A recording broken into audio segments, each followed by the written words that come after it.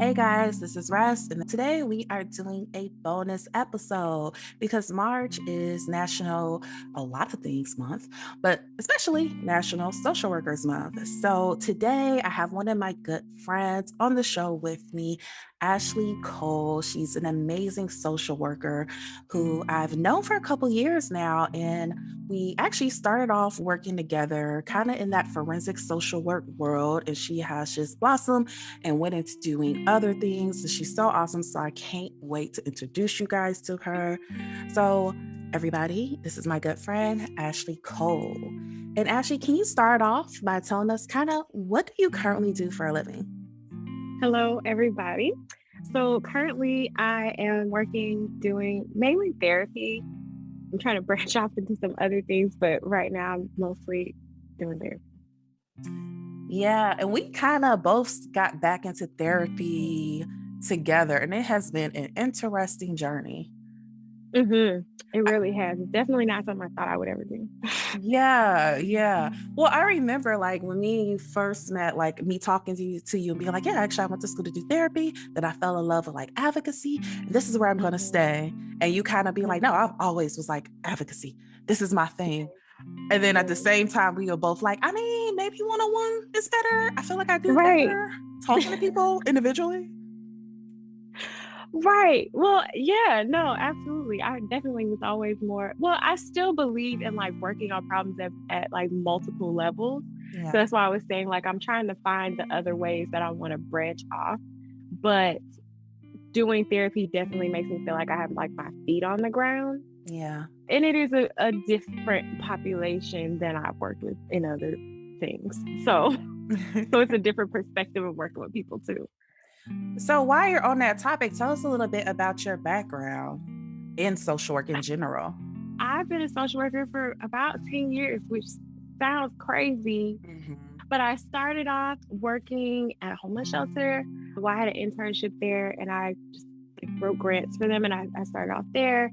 And then I ended up working at a substance abuse treatment center for women with, oh gosh, before that I worked at a at an after school program at a community based like program for youth and a substance abuse treatment center for women with children. I also worked in the criminal justice system for the public defender's office and I worked at an elementary school for a little bit. And now, yeah, I'm doing therapy. So I feel like I've kind of been all over the place and touched a little bit of all kinds of populations, like dealing with mental health and substance use and families and at-risk youth and all kind of stuff. Yeah.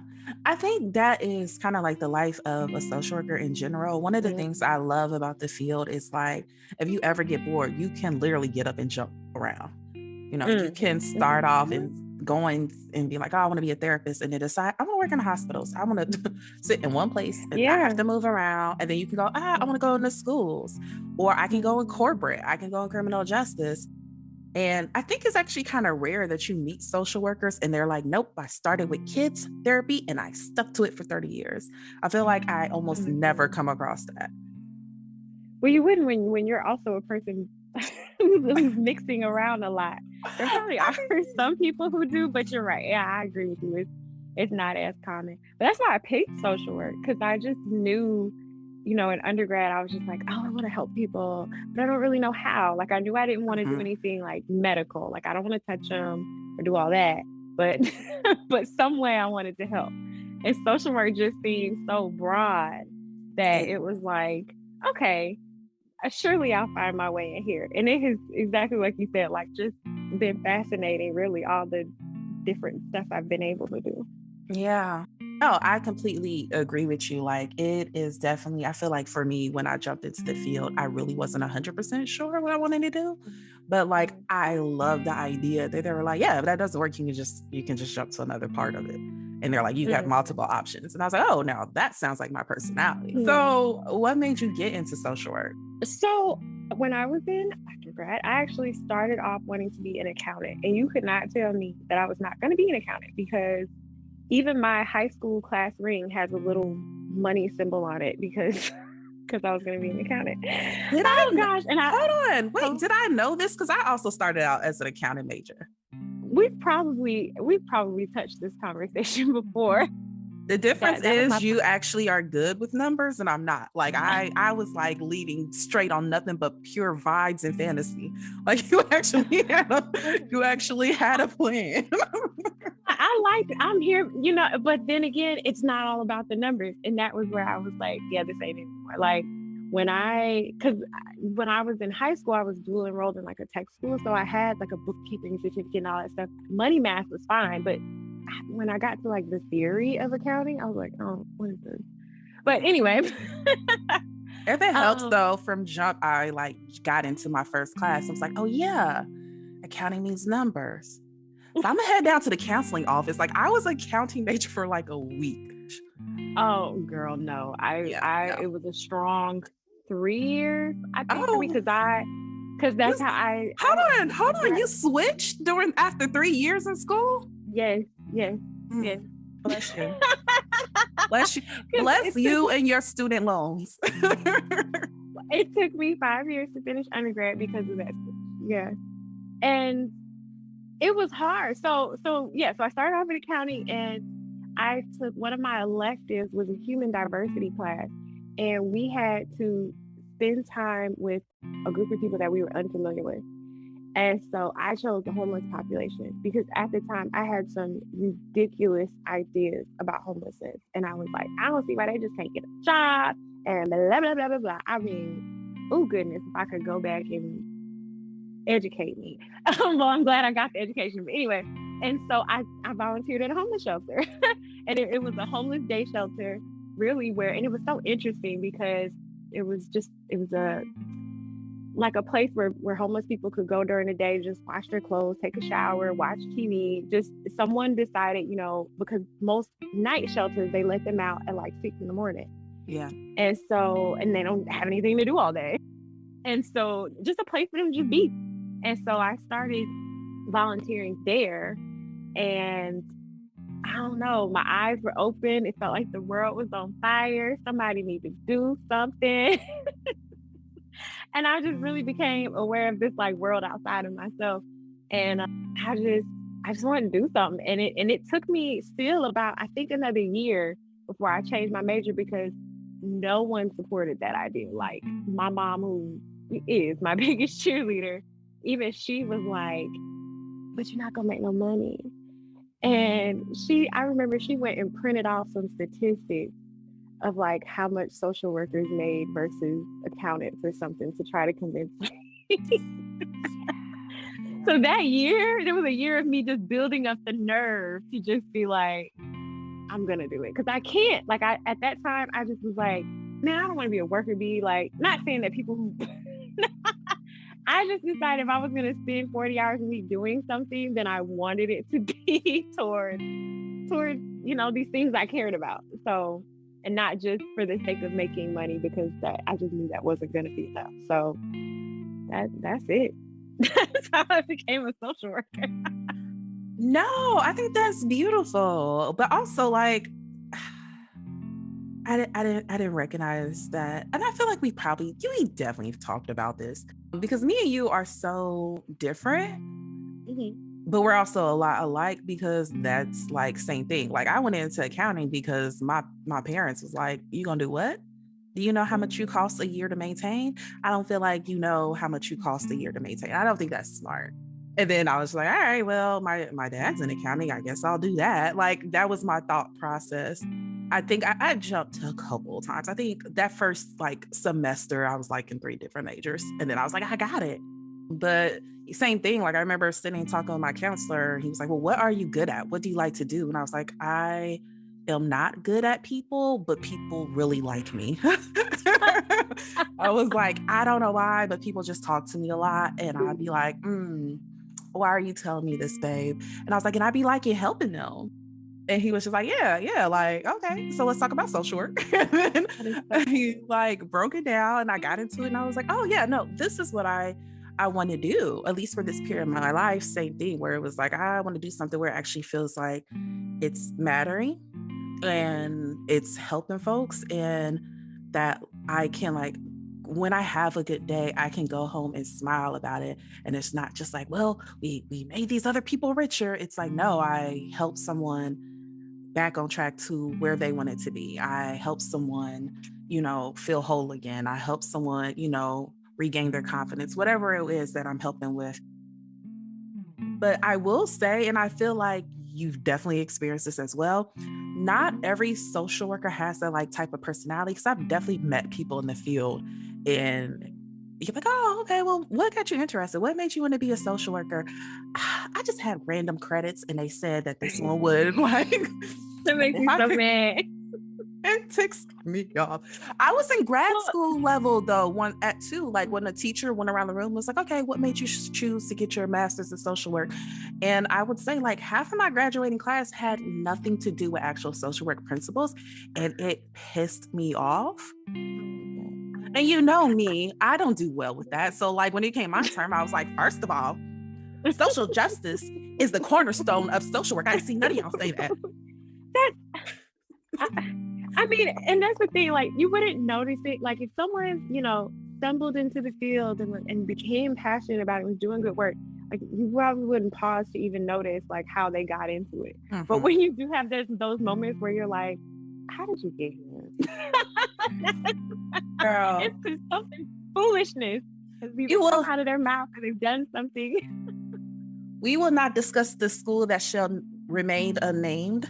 But yes, there's definitely a thing in the field in Atlanta where like you'll have those moments where you'll meet a person, they'll say something, they'll do something, and instead of like this is like you guys, this is like an actual thing in our field in Atlanta. This multiple people know about it where the person would just be sucky and you'll just be like, why you want to ask why are you here, but instead what you say is where you get your master's from? Yeah. Where you go to school? And there's a school whose name shall remain unnamed that that's where they graduated from because they turn out nothing but these people. I don't know why. I don't know what's in the water there. And I've even known someone who actually is passionate about the work who was enrolled in that school and left because that person felt that the program was not like doing doing Mhm. teaching well or doing justice or yeah. Whatever it is they do, they send them out into Yeah. this world and then we have to work with them. They're just punishing the world. They are social works karma. The whole school is social works Oh karma. God. Oh no. But it's just not the feel for it's just not a feel for that. It's so you can get so easily I mean, social work is so much work. It is. It I is. just don't see why someone would put themselves through the types of things that we have experienced for the pay that we have experienced and you don't like it and you hate it and you never wanted to do it to begin with. Like, girl, Mhm. go do anything else in this world. Go sell something. I don't know. Like there is something out there for you. I can't stand it. Yeah, yeah. No, I 100% agree. I 100% agree. It's not a field that you can fake it through. There's lots of fields where you can fake it through, but it's not. It can be very draining. It can be very draining. You are sitting with people in their trauma for 8 hours a day, depending on your job. You are You sitting, meet look, people at their worst point a yeah, lot of times. Yeah. and you're doing it for a lot of times not the pay that you deserve. And so a lot of times if you do meet a social worker and they seem to be living well, girl, they got like 3 side hustles. Okay. Like that is, Right. let me tell you, they are not making 6K doing nothing but social work, one job, unless they have their clinical license and they're like a director or something. And even then, Mhm. not if they in the They're South. working. They're running themselves to death for that because we've seen those Mhm. director pays where it's like 50K, 55. Are you kidding me? To run a Mhm. whole program and have people under me? Oh, for sure. For sure. Oh God. I've definitely met social workers who like were whole directors and they seen, the same company me and you used to work for, it had good pay for, our job. That's a lie. It had good pay in comparison to other social work jobs. Comparison. We still Yeah. deserved at least 30K more a year because, oh my Like, gosh, Lord, that job. that job. But like I would meet directors and like we would have a posting. They're like, oh my gosh, y'all make this. Y'all know y'all make the same thing I make as a director. Or do you know y'all make more than me? And I run this whole agency. And I'd be like, yeah, girl, you should leave. Yeah, yeah. Usually, I'm a big advocate for social workers demanding more. That I will say. I am a huge advocate for social workers demanding more. I think because of our field, we also feel bad sometimes and I feel like I meet a lot of people who convince themselves, like when this topic gets brought up, they're just like, well, we did not get in it for the money. And it still does not mean we deserve to not be paid well. That's not what it Absolutely. means. You still deserve to be paid well for what you do, because when you come across an awesome social worker, like the amount of time and effort it gives for them to be awesome, because it's hard to be awesome in these systems. Let me tell you, it don't matter hospital, school, criminal justice, mental health. What else? What else are we doing? Corporate. It's hard to be good at your job. Yeah. Absolutely. Because you are given when something goes wrong, you are given the weight of the responsibility, but you are given the least amount of power to solve the problem. That's so true. I'm so sad, but it's very true. And a lot of times, because we're serving people who people don't think deserve, service or help or assistance. That's how they got in this position to begin with. So that's the other side of it. No one thinks that's worth paying for. Yeah. Yeah. So let's get into some general social work topics. What is the response you are most used to getting when it comes to people when you say, oh, I'm a social worker? Like, how do people normally react to you when you say that? I think nowadays it's more of it's like a bless your heart, or like, oh, you have to be a really special person for that. I hear that. Now, before, I think back in the day, I used to hear a lot of like, oh, you're taking babies and handing out food stamps. I haven't heard that in a while, I'll say. That used to be what I heard a lot. But yeah, usually it's you have to be special to do that. Yeah. You know what though? Like my first job out in the field was DFACS, or Family Service Children Protective Services. And I used to get so annoyed because that was, for the longest time, that's what people used to think social workers do. Now I feel like social work is in limbo, where people don't really associate us with DFACS like that anymore, but also they have no idea what we do. We just show up places. Yeah, you the lady with the clipboard. Bless your heart. Like, I don't know what we there for. But when I started out, I did start off in DFACS, and I used to hate it because I would be somewhere and they're like, oh, what do you do? I'm like, I'm a social worker. They'd be like, you take babies? And I'd be like, I mean, that's not technically what we do. Okay. First of all, we try to keep the child with you. Like, I don't want your kids. DFACS don't want your kids. And I used to it felt like, you know how people make a lot of jokes about like, oh, they hate saying they're a lawyer because people automatically go, oh, you're a lawyer. And, there's that stereotype.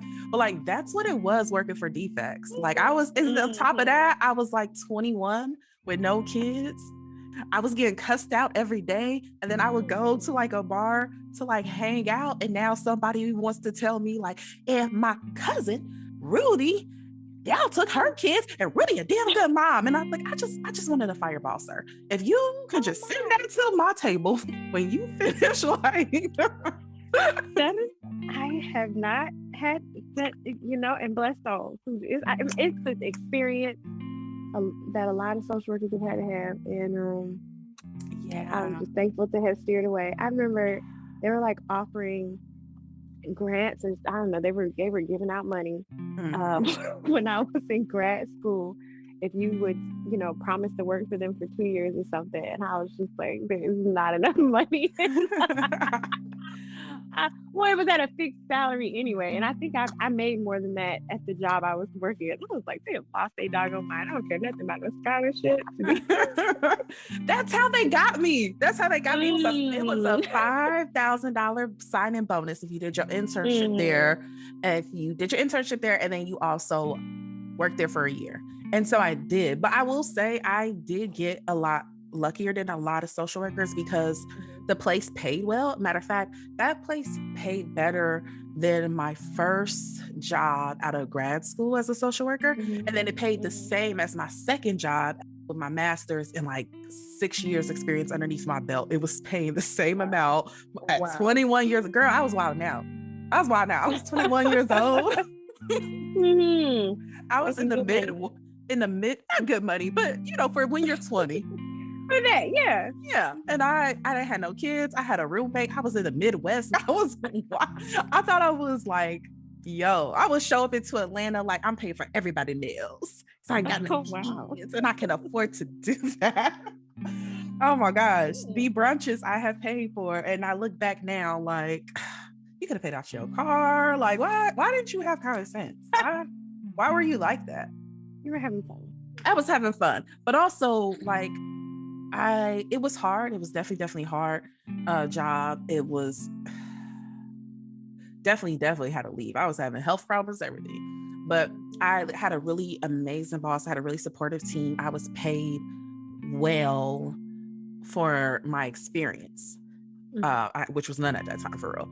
But I will say, when I was there, one of the things I will say, which is kind of what always gets me about the stereotype that social workers work for DFACs, is that like almost none of my co-workers are actual social workers. Like Yes, and I half was glad the you made that point. Yes. yeah, like half the supervisors were, but like no, everybody there was criminal justice majors, sociology majors. Let me just state very clearly, I think criminal justice majors should, rethink going into social service fields.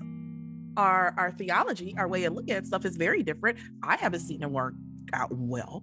Maybe blend it, maybe take some social work classes as well as, the criminal justice, because it's a very different type of mindset. And I think that a lot of places, and I think this is why we haven't heard that kind of, social work equals defects kind of rhetoric lately, is because so many different agencies around the country were getting in trouble, and then they had to implement rules of like, okay, DFACs can only hire social workers because things keep happening and we feel like they're happening because we're not hiring y'all. Not because you're Well, not okay, hiring so us, because English y'all, majors out yeah. there in Okay, this is an English major, 2 weeks of training, and then send her out into the world. So yeah, that's definitely a thing. But I will say, usually my response is kind of like, "Oh my gosh, you must be such a special person. You must be so caring and loving. You just must love people, and you must be hearts, ponies, and flowers." And I'm like, nah, man. Like, wait, the loving people one is. I mean, I'm like, I understand. I'm not gonna say I love and want to hang out with people all the time, but I understand people, and I think that's what makes me a good social. yeah, yeah. It's a lot more to it than like ponies and butterflies and all that stuff, because that's great. But like, you need someone who's passionate. You need someone who has drive. You need someone that's a go getter. You need someone, because a lot of times with social work jobs, you get hired and they're like, we're going to train you extensively. And Mm. then you get 2 days of training and then you are sent out into this completely, new world. And then when you ask for help and supervision, people are like, okay, well, Darwinism, sink or swim, have fun. And then like, that's your experience for a lot of these jobs. Right, and you actually like created a whole training manual for a job, right? Once Yeah, I they gave you created nothing. You've done it more than once. work on fun. Why are you speaking on my pain like that? No, but I mean, I'm it's but the No, you're right. No, but yeah. I have been at jobs where I had to create training manuals because, like, after being there a while, yeah, no, I don't say places a while, but after being there for a couple months or a year, I'm like, okay, so I think I kind of figured out what I'm supposed to be doing. I'm going to put this for the next person, probably while I'm in social work, because I don't want people to experience the pain I experience. So yeah, I've had to do that twice. I had to create my own curriculum twice for a place where I had to like run groups and was told like, yeah, we have different curriculums and stuff. You can just use that. Or like, it's very specific groups I have to run that aren't like general anger management. I feel like that's something that you can definitely get paid for if you like freelance it some kind of way. Probably. You don't mind doing it. I have no interest in doing things like that. I'm like, out. But you are good at it. I also have no interest in doing that. I kept being forced into places where it just seemed like that would be the best thing for everybody else. But I social work. I love you. Pushes you to the limit. It does. Use all your talents.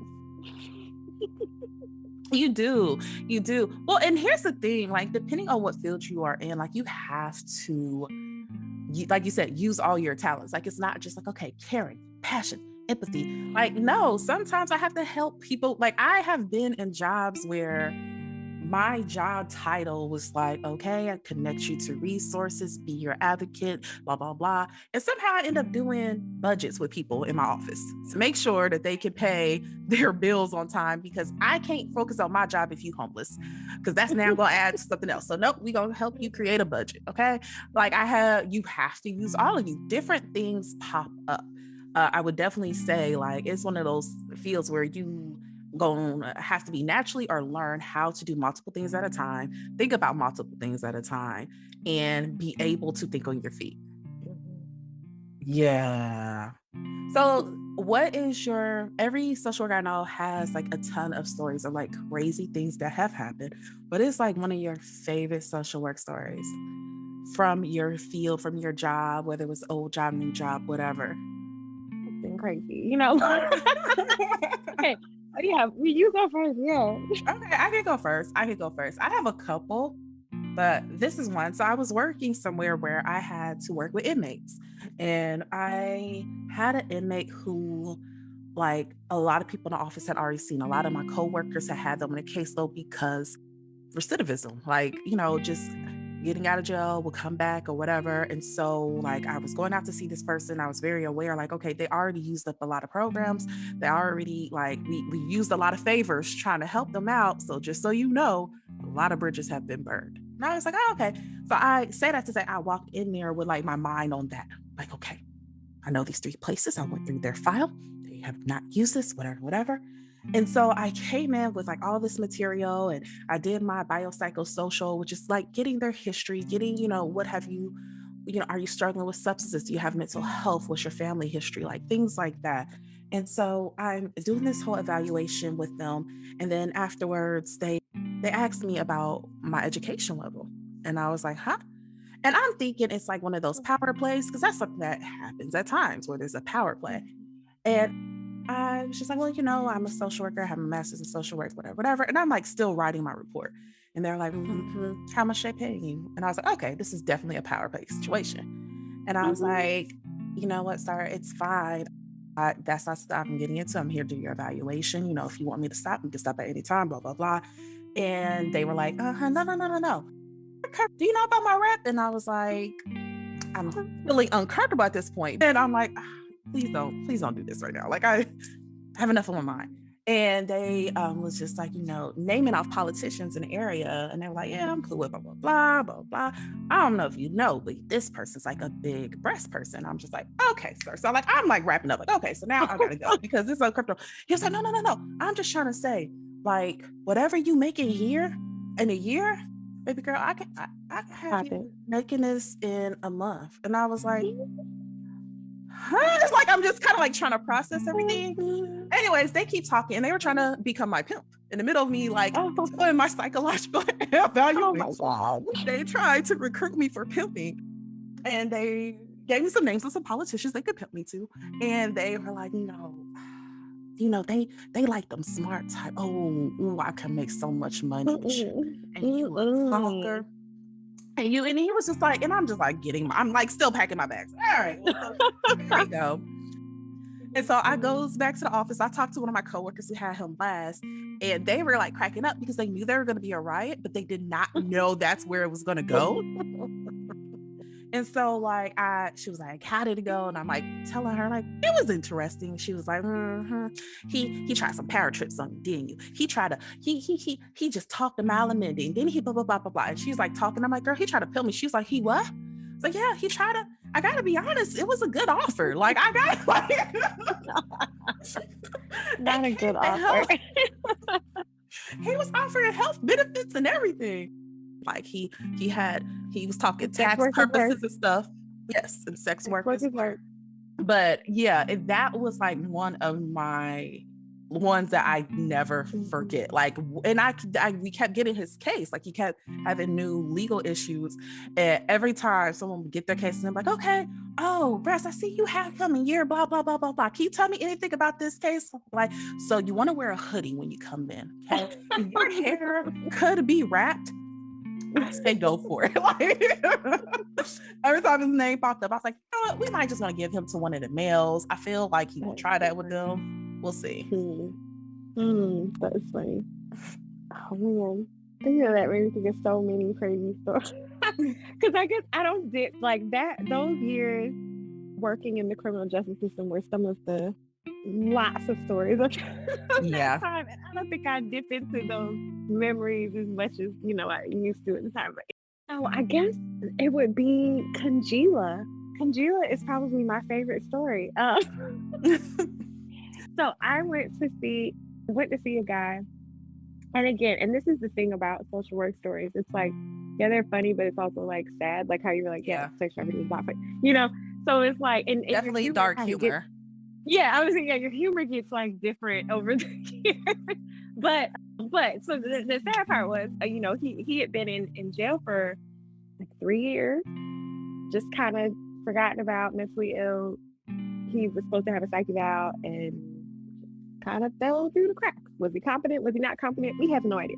Anyway, so I went on in there to see him. I get down there, start talking with him, and he tells me that he already has housing set up. He's like, I've already got plan. I've got money. I've got a place to go. And I'm like, I'm thinking that someone has already done half my job for me, which is great. I'm like, Mhm. yes, you have housing. Where? He gives me a woman's name. He gives me a phone number, and I'm like, great. Okay, so how did this happen? Did she come here? Did this person come here to see you, or did they whatever? And he was like, gosh, how can I explain this? Have you ever heard of congeal? No, I have not. Please tell me. And he was like, okay, have you ever been able to talk to somebody when they weren't in the room with you and not with a phone? No, I have not. He was like, okay, well, I can do that. And it's called Congeala. So Congeala was like this telepathic wavelength that he believes he had with people. And he said important people had it. But he let me know that it didn't mean that I wasn't important because I didn't have it. Just maybe I didn't know how to use it yet. And so he was saying that he had used Congeala to communicate with this woman outside of the jail to let her know that he needed housing.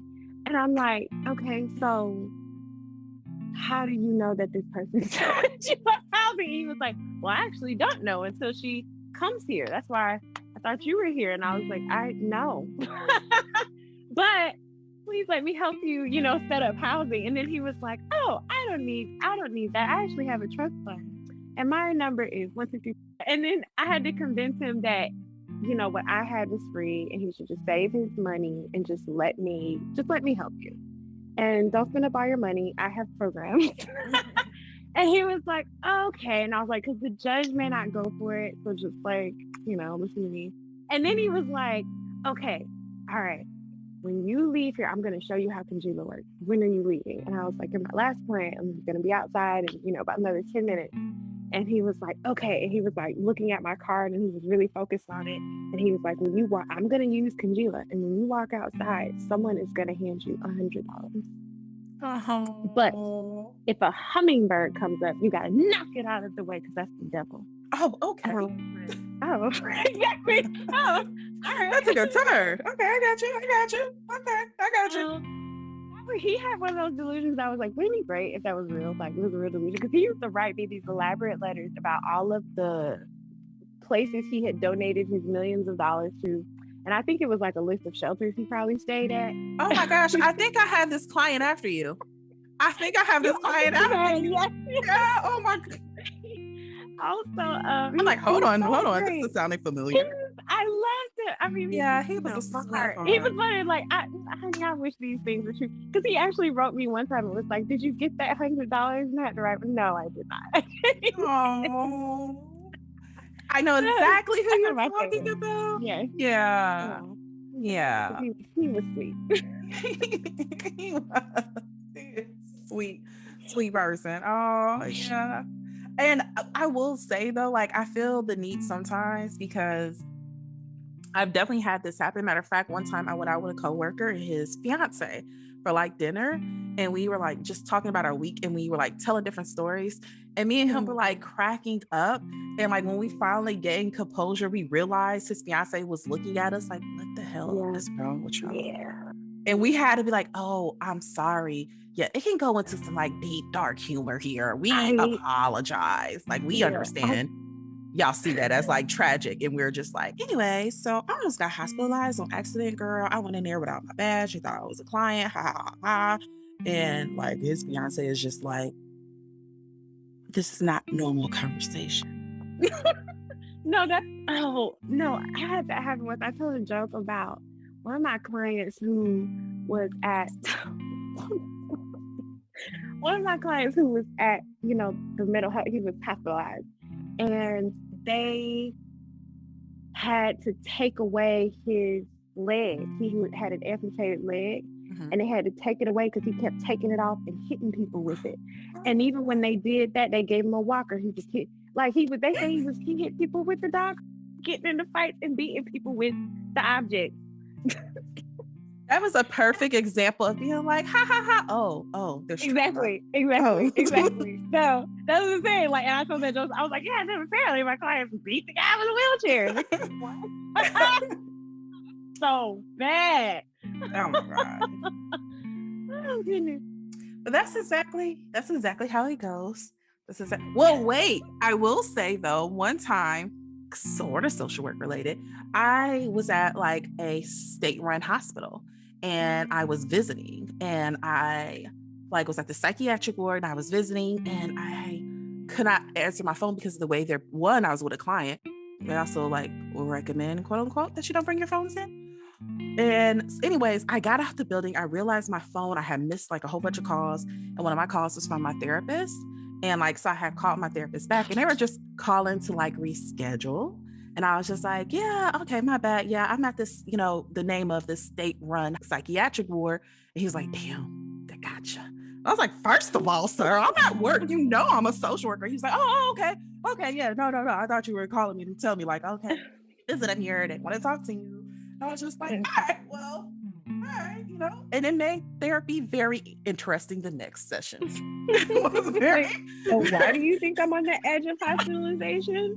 we definitely had a conversation where I was like, so, as I was telling you my deepest, darkest thoughts, apparently you're thinking about 10:30 to me. They're like, we need to discuss that. Because that's not, I thought I was being funny. Apparently you were concerned. I feel like this needs to be discussed. So let me ask you, do you feel like, because you have both worked with kids and families, we worked for private companies, we worked for government agencies, we worked for nonprofits, all of that. What do you find more difficult, the system that you have to work within or the client? Because I feel like when people think about our field, they always are like, nah, you got to work with this population, that, and I just could never. And it's like, first of all, the populations usually are great like 80% of the time.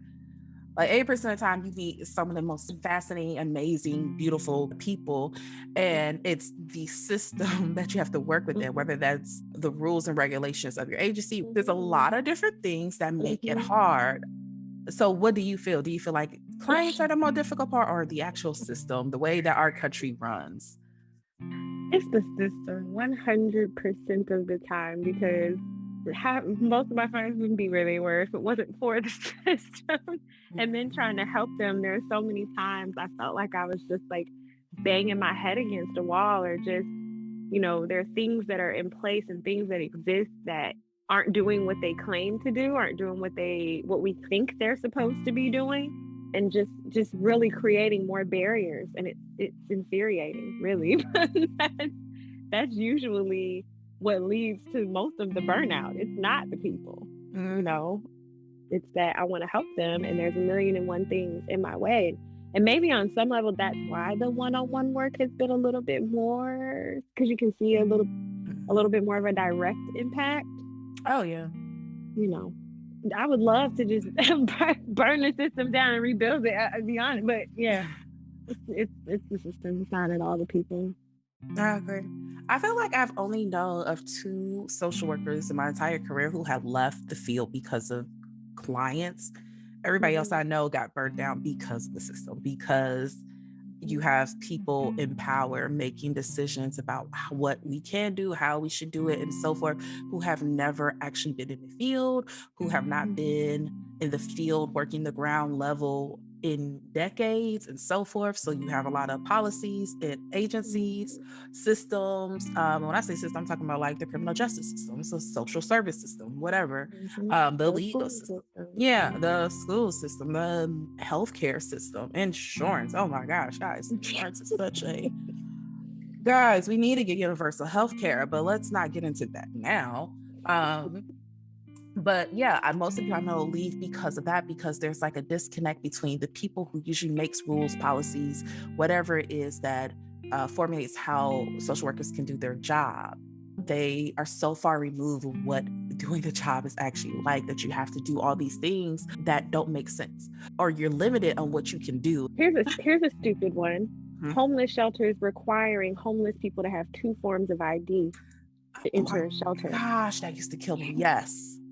Yes. That is that is the most best thing. How dumb is that? I'm Mm, homeless, but I just so happen to have my birth certificate and my mm, state ID on me. Come on, or my social security. Come on. That is mm. dumb. Who are you that's what I mean by things that exist that aren't actual, like, who are you here to help Yeah. with Yeah. policies like that just to get in the door?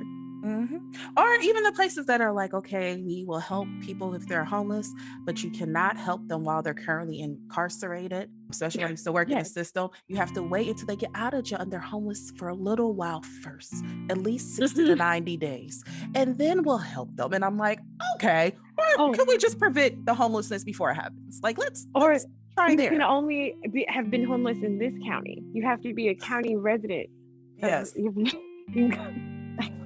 It's I agree. It's definitely the system. I have met some of the funniest clients. I've met some of the kindest clients, most intriguing clients. I have had very few like super, super difficult clients that made me, not want to come into and work. even those that have been difficult, I feel like something came, either watching them get better, was Mhm. rewarding, or I had to get to a new level of empathy to work with them, and that's good for me, so even those difficult months, I mean, it all kind of balances out in some way. But no, but yeah, it's always, it's frustrating because, especially systems that have so many cycles, such as Mhm. homelessness, such as the criminal justice system and things like that, where it's like, I just helped you. And you want to be mad at that person, but in reality, we know all that they're up against once Mhm. we stack the deck. I mean, God, we tried. we, we to put everything in place, and if people did well, hopefully you never see them again. You know, Yeah. but then when they come back, those hurt. Yeah. Those hurt, but those are also a lesson. It's usually because of the system. I mean, Yeah. Well, and I think that leads into like burnout, because I feel like for a lot of people, when they do get burnout, it's because of reasons like that, where you're like, are we making a difference? Because I keep seeing the same mhm, people. And mm, I want to make sure we're saying not that it's like, oh, I'm seeing the same person, I'm angry, but and like, I no, want you to do better. It's more like I'm seeing the same person. So I feel like same people. So I feel like we're missing something. I know we're yeah, missing something. Why yeah, won't you just give yeah, me that something? I definitely have worked for a place before where we help individuals who have been incarcerated, women and mothers specifically. It was mothers who were incarcerated. It couldn't be anything violent. And basically, you come out, you did the program, and the state would remove whatever felony you came in on. And so, like, that was the sentence of the program. You go to this program, and you get a therapist, you get a case manager, you get you get groups, you'll get someone. someone to help you with your PO, you get someone that will help you get housing, all of those things, and quote unquote, make you a productive member of society. Well, Mhm. the problem with that is we would have these graduations and people would graduate, and then like through the girls, because these girls were living with each other, they were in a program together, like they had to be there. It was like school. It was like from like 9 a.m. to like 3 in the afternoon. And well, during the first two phases or whatever. And so they would keep up with each other. And I kept hearing about girls who had graduated like 3 months before that are now back in jail, or have Mhm. now started using again, or that have now, different things. And it used to like break my heart. But then like I Mhm. would also recognize like we're not really helping them. Like if I come out Mhm. and I Mhm. graduate, I do a little program, I graduate from your little program, but like I have 3 kids. I That felony y'all took away, that was my fourth felony. So I still got to check the box, and it limits my job opportunity. So I have 3 kids. The state, by the way, when my kids were in foster care, the state then said I had to start paying Yep. child support, even though Child I had support. no money. I was in jail. Mhm. So I come out Mhm. owing the state money. And then not only that, Mhm. because my jobs are limited, I'm working minimum wage. I still got 3 kids. I'm now in debt with the state. I'm trying to still like go to work, get my children back from defects. Plus, I still have to go because the program had aftercare. I still have to go to y'all aftercare after working, being a mom, all this stuff, and then still not making enough money to make ends meet. Then you wonder why I go back to selling drugs, because I have Mhm. to. It really did not. Thank you for the therapy. That was great. Even things like thank you for helping me get my GED. But okay, we're now in 2021. If I don't already have a skill set, Mhm. and because I have to pay for bills and child support and all this other things, it's hard for me to Mhm. schedule in time to go to school to pick up a trade or get a degree or anything like that. You're Mhm. putting me back in the same Yep. loophole. It's still, nature versus nurture, which is an argument like we've Mhm. had when I worked there, where it was like, okay, yes, we help provide therapy, we help clear this, we help get this and this and that, but then we send them back to the same environment. Absolutely. How do Yeah. we tell them like, okay, and we want to, stay sober, but then I send you back straight to your same area where you have the same Mhm. group of friends who use you, your dealer is there, your blah, blah, it that Mhm. used to frustrate me because it was like, okay, are we really fixing the problem? No, because really Mhm. fixing the problem will require us to tear the whole system down. Absolutely. All of that. But that's also why I've always tried to. That's why I said earlier, like I like trying to work on problems at multiple levels. Like it is a goal of mine, and whenever I can be at that meeting, be on that committee, or try something like I try. But sometimes it just leads to the frustration because you really just end up in a room full of people that don't know what the heck they're talking about, and you're like the one person there advocating for the real people that you serve. But it's so hard. But no, everything that is absolutely like that cycle where it's like Yes. we do all we can, we can pour so much into people, but at the end of the day they have to be right back out here with the same circumstances. And it's not that people can't overcome them, please. Like plenty of people go do well, and I believe we've done great work. I believe we continue to do great work. I just want to have that disclaimer, but the burnout does come from that. Yeah, where you just feel like like you just have this little. I felt like there are some jobs I just felt like I just had this little chisel and this little hammer against this big, big, big wheel of a problem, and I'm like, I'm barely doing anything. Yeah. Gosh, but then you have that one that's like, oh, and that's why we were having this conversation once. Like some of my favorite moments have been, maybe some of those people who I wasn't able to help, Mhm. but they were appreciative of how I treated them Yeah. because I'm very, I mean that because it just lets me know that like everything kind of matters and just Mhm. in how we talk to people and how you handle yourself and how you do things. And like I've had clients who I was not able to help either, for one reason, either because they were mean and nasty to me and didn't want my help, but then they'll come back later and be like, I was terrible to you, but thank you for not giving that back to me and for blah blah blah Yeah. and for still doing your job, or or maybe their circumstances were going to be with there where there really wasn't anything that I could do about it, but they just thanked me for listening, for trying to so those are those are the good things of it as well. But yeah, but yeah. No, I think that is great. I think you have more of those moments than I, where you get to see the client on the outs. No, like run into your clients Mhm, afterwards, and mhm. they're still like I feel like I very, very, very, very, very, very, very rarely have. No, I don't think I've ever. No, that's not true. I did run into a client once on the outside, and she called me her. The area I used to live in had billboards and commercials for DFACS or Children Protective Mhm. Services, and it was something like 1-888-8888 kids or something.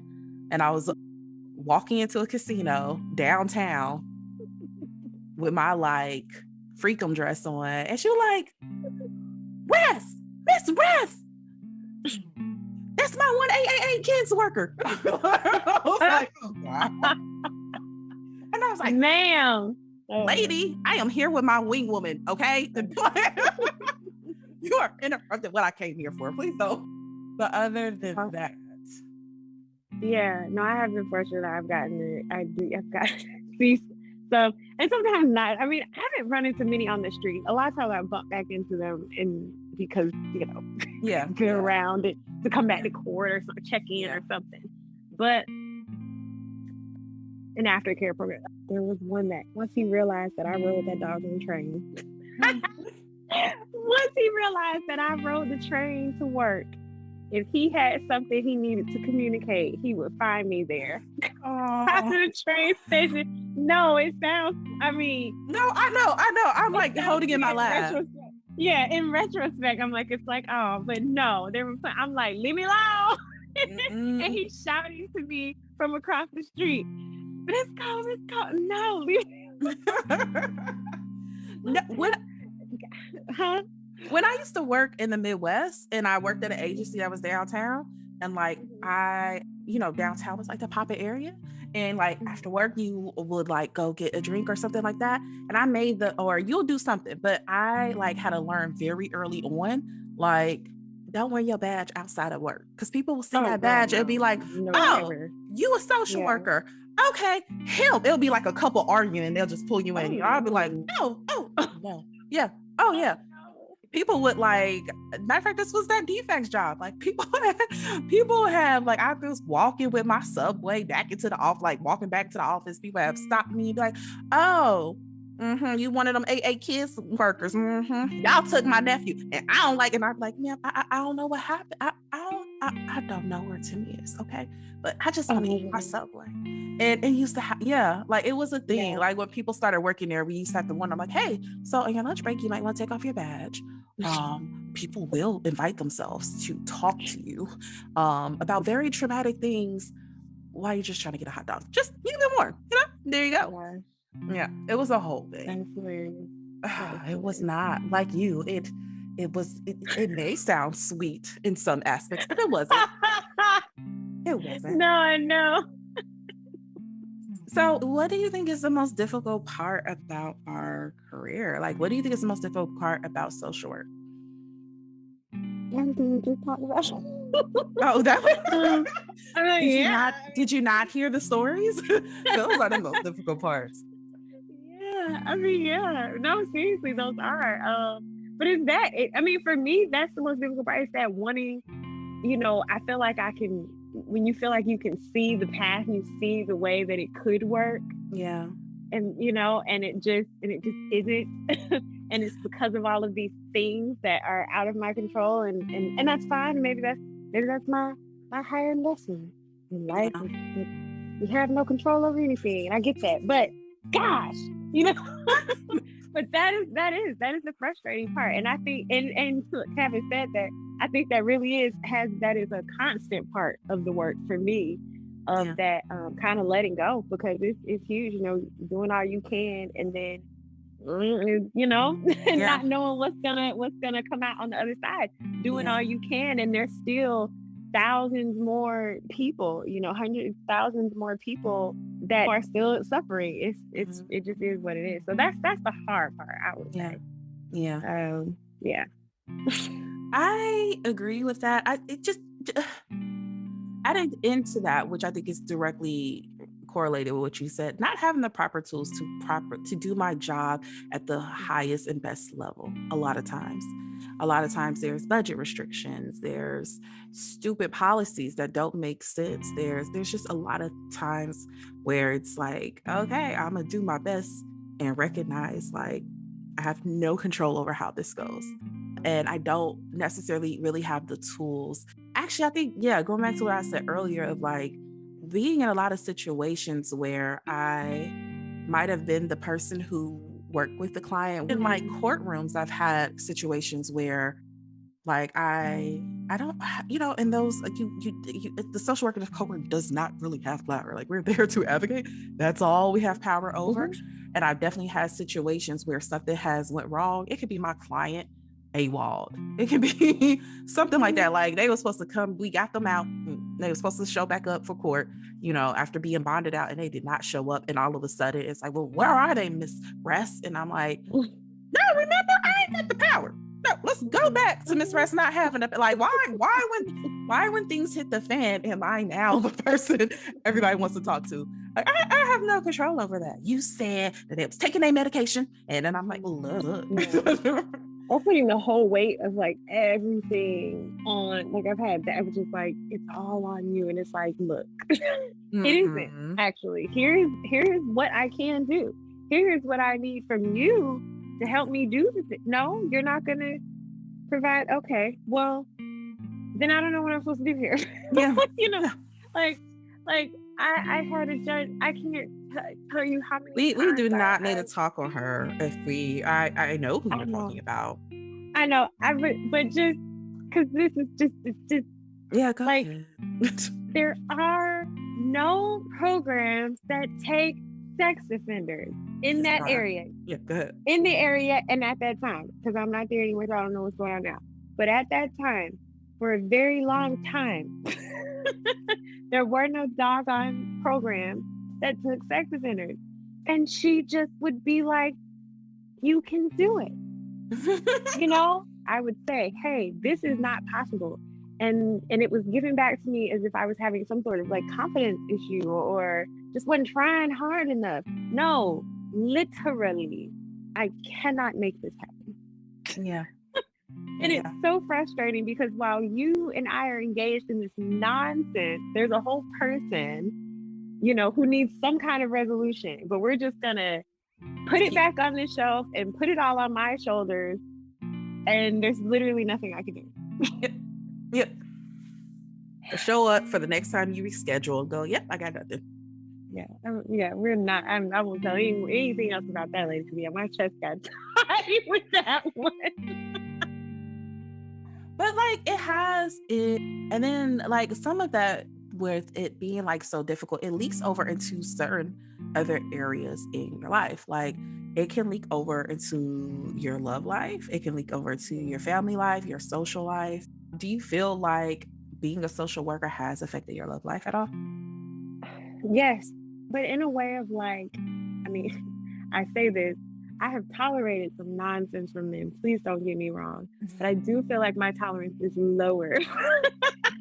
I do. Yeah, it's just like, my personal life has to be at a certain level of peace because I really have decided, I like giving a lot to work. It was important. Certain clients I've served for certain populations required a lot, and I wanted to give that. And now I'm at home, my personal life, it cannot be chaotic. But that does not mean I've never put up with any nonsense. I definitely have. But yeah, there's But that. I think there's definitely a correlation between how long you've been in the field and how much stuff you put up with in your personal life. Like the longer you've been in the field, the more I feel like you're just like, I'm not doing this. I just want to, it's fine. It's fine. I done found something on Google. Me and it's going to have wine and enjoy our night. We're good. I don't need this, sir. Like, let's go about our business. Yeah. I agree with that. I don't understand how people do it if they like to deal with trauma, drama, heavy stuff all day and then come home or have my time off of it and then volunteer to like deal with no. Like I'm not doing that. And I will say though, but it's definitely because because there are certain things that I'm like very passionate about, which are correlated with my job, I will definitely Mhm. say like it also kind of built in me this kind of like red flag detector where like I'm Mhm. talking about something and I'm just like, peace and love and advocacy. And they're like, I mean, I feel Mhm. like those people deserve that. I'm like, all right, so Oh, that is a thing. let me Yeah. let me back away here, sir, because or like, and it will be about all types of stuff that like you'll be watching a TV show and there will be something very traumatic. It could be something like a rape scene. And I just like, oh my gosh, and I wonder what's gonna happen next. Like me talk about a TV show, like, and I could be on a date or at the guy's house chilling, and they'll just like, yeah, I mean, but you see how she dressed, and she was low key upset. And I'm like, first of all, you getting educated and dumped. So that's gonna be our night. Yeah, I'm definitely one for the lectures. I'm good at those. I'm like, well, let me tell you all about this. But you know what I've also experienced though is that being very passionate, which is maybe you're part of the special, but just in general, just like being a passionate person, is that people get attracted to that side of me. Like when I'm on and I'm hyped up and that's me when I'm doing my thing. That is not me. I don't want to be that way all the time. Yeah. And so I've dated men who were really attracted to that side of me and just wanted to engage in that way all the time. Like they want to, talk about social stuff, social issues, because hell, they don't have anyone else to talk to it about. They want Yeah. to mentally Yeah. spar with me. They want to, and I'm like, dude, I am exhausted. I just want to watch TV, like, or I don't want to talk. Like that's Yeah. another thing too. Again, like it being so draining. Like I have to have somebody who can accept the fact that I just don't even want to. I don't even want to speak today. I've been talking to people all day, and I just want to watch TV and be held. Like I Yeah. need that. I would need somebody that's like. I remember this guy. I literally texted him and said that like I was taking like a mental break for the rest of the evening. I was going to a friend's house, and he texted me like, "Hey, like about gaslighting. He wanted to discuss gaslighting," and I was like, Oh. Turn it off," you know? Yeah. Yeah. No, that's definitely so I don't mind the mental sparring part. I just like that in like relationships, but like I definitely have the whole like I want to be able to take my social work hat off at some time. It's only a part, it's what I do. And there is kind of a big part of my personality that kind of led to that being what I do, but it's only part of me. And I definitely feel like because of my field, I definitely attract guys who really want therapists instead of girlfriends. Like they need Mm, therapists more than they need a lover. And that is something I feel like is correlated with my work. Because I look back on certain people I've dated that I was just like, I really feel like you was buying me food and I was giving you food mm. therapy in exchange. Like I feel like that's what was going on in that situation. And I've talked to other like social workers who have the same issues where they're like, I feel like I just attract people who need to be cared for. Mhm, And mhm, that has definitely been a thing. Me is usually emotionally wounded guys. mhm. You remember I Emotionally had a whole wounded period of guys. Huh? I remember I had a whole string of like vet and just like trauma Girl, for a while. I don't girl, know what was going on. girl. Like it's gotten to the point that I'm like, maybe an emotionally wounded guy with like heavy Scorpio placements is just like what I'm supposed to end up with because it has been. I'm like, I feel like I'm being trained for something at this point because that has been a thing. But like, I will say, like, it hasn't been like because I have a girlfriend who's a social worker who was just like, yeah, no, it's guys that need me to be their case manager, and I'm like, no, no, no, they have the career together, they're intellectuals, they have blah blah blah. It's just like for some reason after like the first glass of wine, they're just like, you look so beautiful. Like my mom. Did I tell you my mom? Like, and you're like, alrighty, where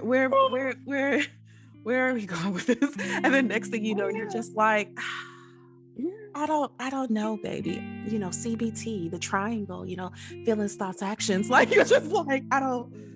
Why is this a thing? I Why? I dated someone who would just say the heaviest thing Mhm. in the middle, like out of nowhere, or we would just be engaged in something heavy and then he'd just want to move on to sex. Oh And I'm like, gosh. I like when I it was like I noticed it, like the pattern, like, and I just stopped, and I was like, and he was like, "Well, now I feel like you just shamed me," and I said, "I'm going home. I just noticed that you like this is weird." Like, yeah, that happened. Oh. Yeah, yeah. It's definitely Yeah, I mean, and I'm saying like heavy, so yeah, no, yeah. sure. I was low key giving like free therapy, like family counseling to this guy I had dated because like it felt like we would have fun. We'd go to movies, we'd go out to eat, we were having fun and we were talking. And like it could be us like cuddling in bed and me just like, let's turn on a movie. He'd be like, yeah. My sisters have a lot of issues with their sons. And I was like, sir, just Oh, all right, caller. All right, all right. What's the boy doing? Like oh goodness, no. yeah. Mm-mm. And it was like at one point I remember like when I was like, okay, this has to end. Being like that being a thing, like also I just at this point I just feel like you should pay me, but we're also intimate. So I feel like I have to cut off something. So I'm just gonna cut you off and you can just pay me at this point. Like let's just do it that way. Because either way I'm getting drained of empathy and emotions. And I would like to be compensated for it. Mhm, mhm. Okay, so yes, it definitely can affect your love life. It definitely can. Yes, But it I can. will say though, like even though like beyond my love life, kind of what we were talking about with like the drama stuff, I think it also just affects that a lot of times you'll meet social workers and like they're like, I can't even say that because I feel like you meet two. You know, you meet there's like no in between the people who have like nothing but drama, and that's why they like got into the Mhm. field. Usually they're also therapists because they are trying to figure out people. They're like, I need to figure out myself and people. I feel like it's just cheaper if I go to school for it than to pay somebody. So you have Okay. that. Uh-huh. You have that Yeah. type. And then you have the other type that's just like, yeah, man, I'm not, I know. No, I need my environment to be stress free. I'm not.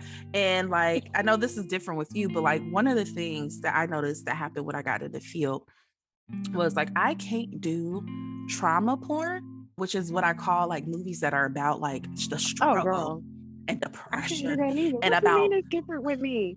oh, well, cause you, No, I cannot no, because you cut stand. me off before I could finish. I'm Because you sorry. I'm like sorry. bloody movies and scary movies. Oh, Like well, yeah. I can't like when I watch shows and when I consume like music, it has to be happy stuff or funny stuff. Like I can't handle watching lots, except for when it comes to true crime, and that's because I like the educational aspect. I like understanding the psychology behind Mhm. it. Oh. But no, but like when They are not giving go ahead. no, when they're not giving the psychology, but when I'm listening and they're like, yes, and his mom was overly affectionate with him and he only Okay, stabbed women with red hair. And I'm okay. like, Oedipus complex, but okay, okay. Like, I made to, his mom bathed him until he was 16. I'm like, there's some other stuff going on there. Like, that's what I mean. But like I remember I was dating this guy when I was way young. This was when I was like 22, like only been in the field like a year or two. And he wanted to show me this movie. He was like, it changed my life. And I still don't understand why. I read the reviews, but I didn't finish watching the movie because I had to stop it. But I think it's called Crash. It was like it had a whole bunch of different celebrities, and it was like 8 different stories. Oh, I do remember that. Ooh, yeah, that was heavy. Yeah. And at But the it was time, really good. It was good. okay. Well, It was one he of my seemed to think favorites, but it's heavy. he seems to think so as well. He did. And so like I remember like he had went to this restaurant, got us some food, came over, he had got my favorite wine, we were like eating dinner, watching movies. And like he had brought that one out after we watched this comedy.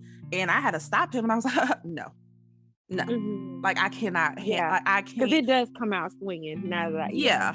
And I was just like, yeah. first of all, like I had a deal. I was in a hospital with a baby that had a black eye today. Like I can't also Right. handle this as well. So I will say it has affected my regular life like that too, because before I could just watch whatever and whatever, but now I'm like sensitive to it where I'm like, no, I can't get it no longer feels like a form of entertainment to me. Mhm, mhm. It just makes the mood too heavy for me. And so I'm like, nah, comedy, happy, fun stuff, light. Right, right. Because no, you're right, because even those 2 movies, like, I saw those when I saw them, but, like, I couldn't watch those now. Like, I remember them, and I'm like, "Mhm, yes."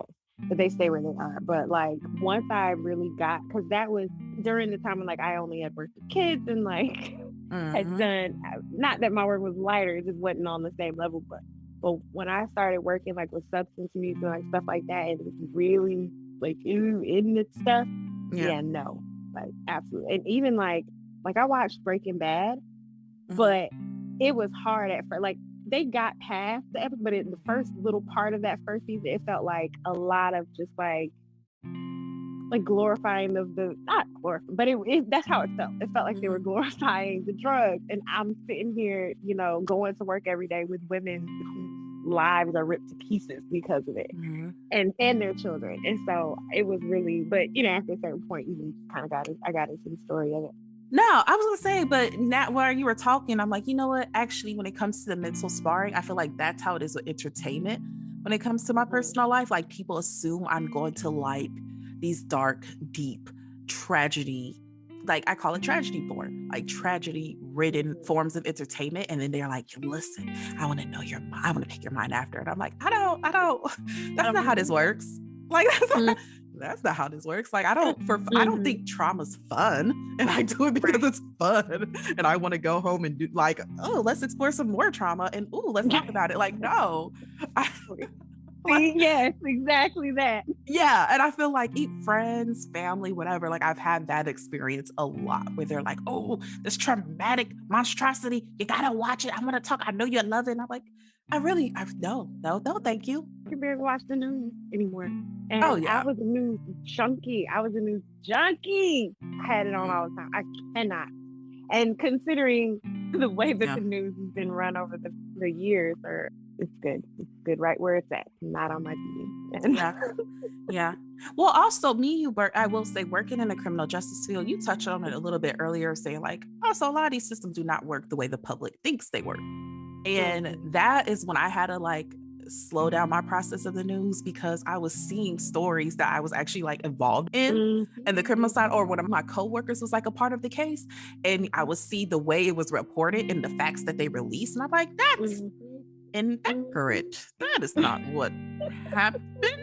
Or even with, certain local leaders, certain things. Mhm. I'm like, that's not what they Mhm. do. Mhm. Please stop promoting this person as someone who is a champion for young, Mhm. young Black and Latino men in the system. He's the Mhm. person making my hard job to get them out. Please stop. Mhm.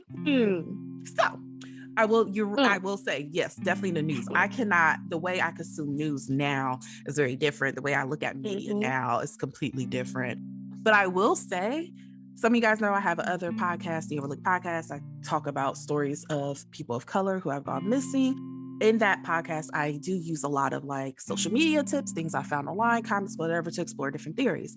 I will say I got that from my job because my former job, I did work at a place where I was working with the criminal justice system. I was involved with the cases, and the amount of times working in that job where like the Mhm. amount of times that evidence was left on social media, the amount of times that I have had to figure out how to contact their child, their mother, their whoever by Facebook. They're like, if you give their name and write, blah, blah, blah. And like the amount of times social media has played a part in cases that actually affected my hobbies because that's how I ended up getting into like that side of podcasting and that sort of things because I was just like, oh, this is a whole thing. Y'all Look really at be out that. here telling the whole confessions on Instagram Live. Fascinating. Look at you All using right. all your superpowers. Girl, girl, girl. If these are not the superpowers I want, but they were the ones I were given. So yeah, I definitely think it can take an effect on your job. But to wrap it up, I want to ask, would you recommend social work to someone else? Like if you had someone coming to you like, I need a job, I'm passionate, I care about people. Oh, I said they just need a job, no? Absolutely. I would, it's also my dream to one day teach upcoming social workers. So yeah, I mean, I think it's beautiful, purposeful work. I love what I do. I love everything I've done, and I'm excited for everything I'm going to do. And I really do value our ethics. When I picked this field, a part of that process was like, that first class was like the social work ethics class. And I was Yeah. like, they align so much with my own personal ethics. So Hmm. it hasn't been a hard job. It just kind of feels like I get to be me and do what I do, and someone pays me for it. So Yeah. I would like to be paid more. But Yes. overall, I absolutely recommend it. Yeah. I think you said it perfectly. Like, I think if you look at the codes of ethics, I think if you talk to social workers and you really like look into what they do, the different things they can do, and you're like, oh, this just aligns with who I am as a person, this already aligns with my natural abilities. Like, because sometimes the things can align with who you are as a person, but it doesn't necessarily mean you have certain abilities and skills that you need to do this job. Like, you need to have Mhm. patience. Like, you can be passionate about people, want people to be loved and secure, but if you don't have patience, like, bad Mhm. news for you, sis. Nothing happens at the Mhm. time you think it's going to happen. That's a Mhm. huge part of the field. Understanding that, oh, they gave us a deadline. Yet nobody else cares about the deadline. They're going to make sure you have to put stuff in. It doesn't mean that's when things will actually work. But yeah, I definitely agree. Like, if your personality lines up with it and you have the skill set, I would recommend it. But I would recommend it with caution of like, understand the bad parts and understand the bad parts are real. It's not oh, some people experience this. It's and this might happen. I know it's gonna happen. And really think up hard about if you're okay with that and if that's something you think you can get through, because I love the field as much as I love it. I am still very much aware that it's not for everybody. It's not for everybody that's kind. It's not for everybody that's passionate. It's not, it definitely, it's definitely not a job you can just do just because you have to pay the bills. It's not a Mhm. field you can do just because you have to pay the bills. It Mhm. is very rewarding, but um, there also are its downsides. Like Ashley said, I do not like the benefits package on the career overall. I would like all my social workers to pay more. I would like everybody to get free licensure Mm. supervision. I will like, and that's another thing. There's, if you go to school at the master level, you actually can make a good living, especially if you get your license. There's two type of license. There's a junior license, and then there's the clinical license. If you can make the clinical license, like, no, life can be happy and good, and you can afford yourself. Um, but so close. But overall, I think it is a good field. And I'm just so happy and proud of all the people who chose to take this field and they took it seriously and still keep trying, even after bad days and so forth, because there are some bad days. And it really requires what is the word I'm looking for? Resilience. It requires a lot of Mhm. resiliency. And it's hard to have resiliency time and time again over the years. But we keep doing it and we keep pushing. And so happy social work month to all the social workers out there. And hopefully this is informative to those who aren't social workers, but we're listening just for entertainment purposes. Now, before we wrap it up, I do want to let you guys know where you can follow Ashley and what type of things she works on. So go ahead, Ashley. So you guys can follow me at my Instagram. It is Mickey Explores. That is Mickey MICKI dot explorers dot it dot all. That is my Instagram. And I'm gonna be adding to it from the beginning of personal blog. But I started Mickey Explores, and I was just kind of a like, I just wanted to share my experiences and get more of my black and brown folks outside, because I got tired of hearing people say, that that's not for us, because it is for us. And so I just really wanted to share more of my experiences so that people would come on out, and it's gonna lead to some good work. So It is. And Ashley does so much. She actually, when you were down here, she used to lead a group of us for hiking. And it was really, really fun. And you get to see all the amazing places she hikes at. And there are such beautiful places and all of her trips. It's really, really fun. So definitely make sure you guys follow her. I will also, when I post this, you guys know I post on Instagram as well at She Wolf Alchemy. And I will post at Ashley's page so you guys could just click on it down in the links to follow her. Other than that, guys, we hope you enjoyed this episode. And like always, you'll have your regular episodes every Thursday, posted by 7 a.m. Other than that, you guys have a good week and bye. Bye.